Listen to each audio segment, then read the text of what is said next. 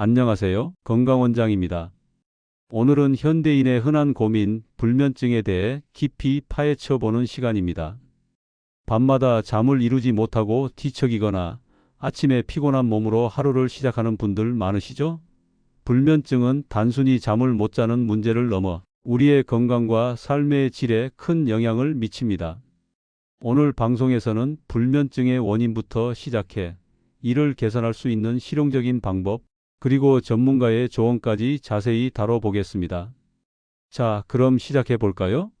먼저 불면증이 무엇인지부터 알아보겠습니다. 불면증은 잠들기 어렵거나 자주 깨거나 충분히 자도 피로가 풀리지 않는 상태를 말합니다. 대한민국 성인의 약 73.4%가 지난 한 달 동안 불면증을 경험했다고 답변한 연구 결과가 있습니다. 특히 65세 이상의 고령자와 여성에서 더 흔히 나타나죠. 불면증은 일시적일 수도 있지만 몇 주 이상 지속되면 만성 불면증으로 발전할 수 있습니다.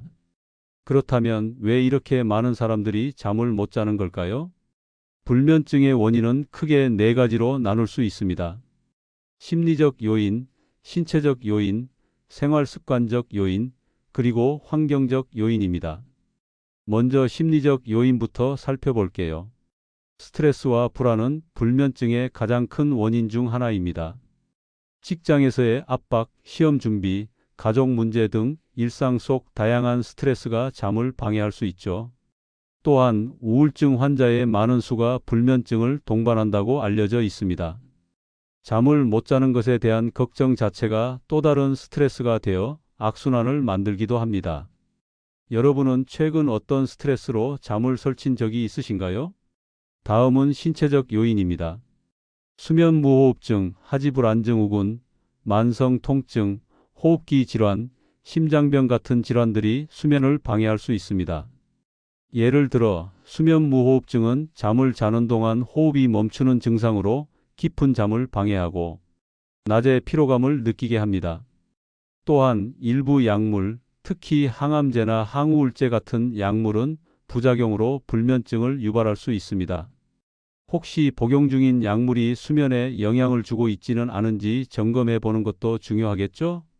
생활 습관도 불면증에 큰 영향을 미칩니다. 불규칙한 수면 시간, 낮잠을 너무 오래 자는 습관, 그리고 우리가 사랑하는 커피나 알코올 섭취가 대표적입니다. 커피에 들어있는 카페인은 중추신경계를 자극해 각성 상태를 유지시키죠. 연구에 따르면 카페인은 섭취 후 12시간 이상 체내에 남아있을 수 있다고 합니다. 그래서 오후 3시 이후에는 커피, 차, 에너지 드링크 같은 카페인 음료를 피하는 게 좋습니다. 여러분은 평소 커피를 언제 마시나요? 혹시 저녁에 마시는 커피가 잠을 방해하고 있지는 않을까요? 또 하나, 요즘 많은 분들이 잠들기 전 스마트폰을 사용하는데 이 역시 불면증의 주요 원인입니다. 스마트폰 화면에서 나오는 블루라이트는 수면을 유도하는 호르몬인 멜라토닌 분비를 억제합니다. 게다가 소셜미디어나 게임은 뇌를 자극해 잠들기 어렵게 만들죠. 한 연구에 따르면 잠들기 전 스마트폰을 30분 이상 사용하는 사람들은 불면증 위험이 80% 더 높다고 합니다. 잠자리에서 스마트폰을 내려놓는 게 쉽지 않지만 이 습관이 바뀐다면 수면의 질이 크게 달라질 수 있습니다. 환경적 요인도 무시할 수 없습니다. 시끄러운 소음, 너무 밝은 조명, 불편한 침대는 모두 수면을 방해합니다. 예를 들어 이웃집 TV 소리나 차량 소음은 잠을 깨우기 쉽죠. 방을 어둡게 유지하고 백색 소음 기기를 사용하는 것도 좋은 방법입니다. 여러분의 침실은 수면에 최적화된 환경인가요? 아니면 개선할 부분이 있으신가요? 이제 조금 특별한 주제로 넘어가 볼까요? 혼자 사는 분들은 불면증에 더 취약할까 하는 질문입니다.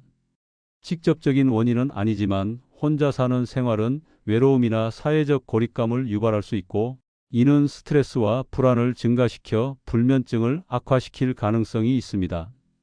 프랑스 베르사이유 의대 연구에 따르면 혼자 사는 사람들은 정신건강 문제가 생길 위험이 최대 2.4배 높다고 합니다. 그렇다고 혼자 사는 게 모두 나쁜 건 아니에요. 가족이나 친구와의 교류, 취미 활동을 통해 사회적 연결을 유지하면 불면증 위험을 줄일 수 있습니다. 혼자 사는 분들, 어떤 방법으로 외로움을 해소하시나요? 이제 불면증을 개선하는 방법에 대해 알아보겠습니다. 가장 먼저 실천할 수 있는 건 수면 위생을 지키는 겁니다. 수면 위생이란 수면에 좋은 환경과 습관을 만드는 것을 말합니다. 매일 같은 시간에 잠자리에 들고 일어나는 게 중요하죠. 주말에도 평소와 비슷한 시간에 일어나는 걸 추천드립니다.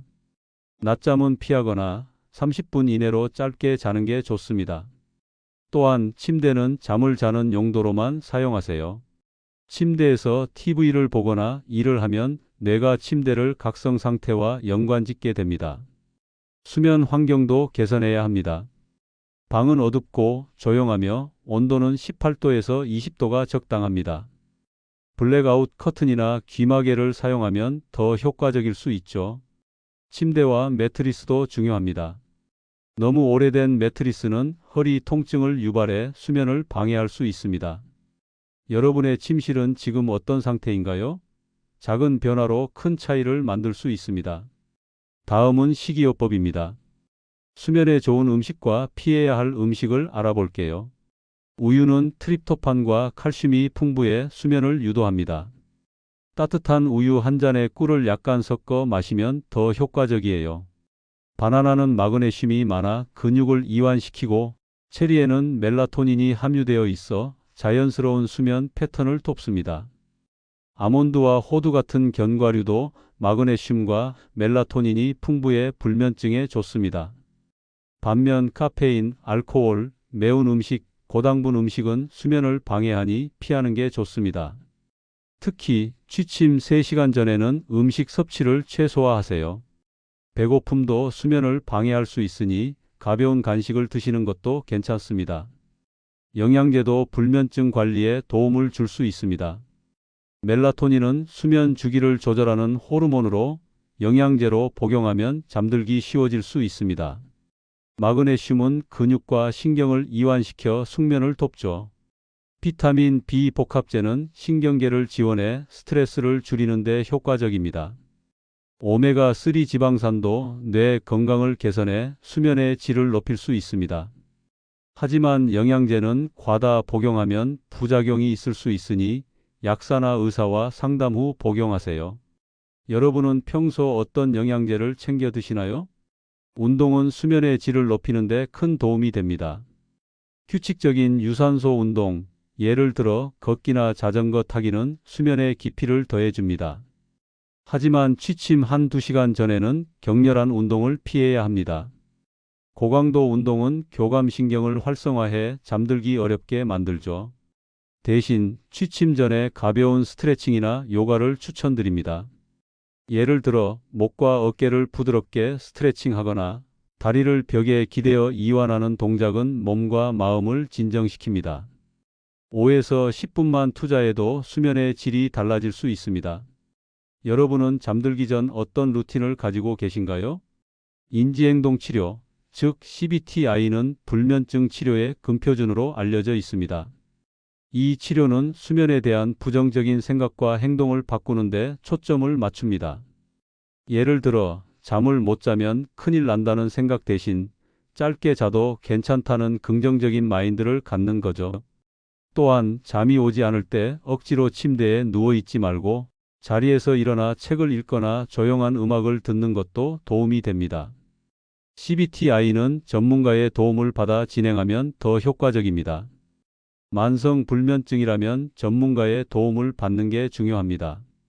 대한수면연구학회에서 가까운 수면 클리닉을 찾을 수 있습니다. 서울 아산병원이나 삼성서울병원 같은 대형 병원에도 수면센터가 있어 수면다원 검사를 통해 정확한 진단을 받을 수 있습니다. 수면다원 검사는 잠을 자는 동안 뇌파, 호흡, 근육 움직임을 측정해 불면증의 원인을 파악하는 검사입니다.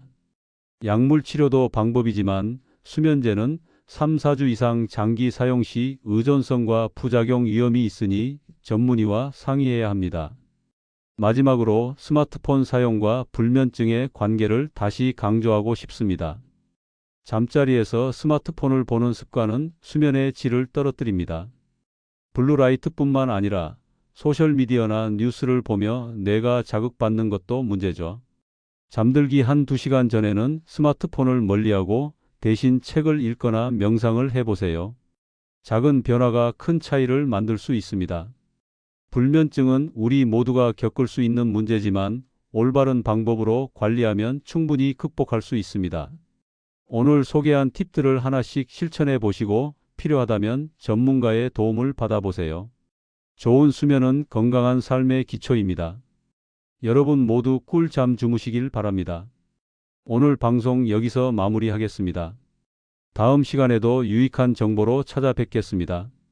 구독, 좋아요, 알림 설정은 채널 운영에 큰 힘이 됩니다. 건강원장이었습니다. 건강하세요.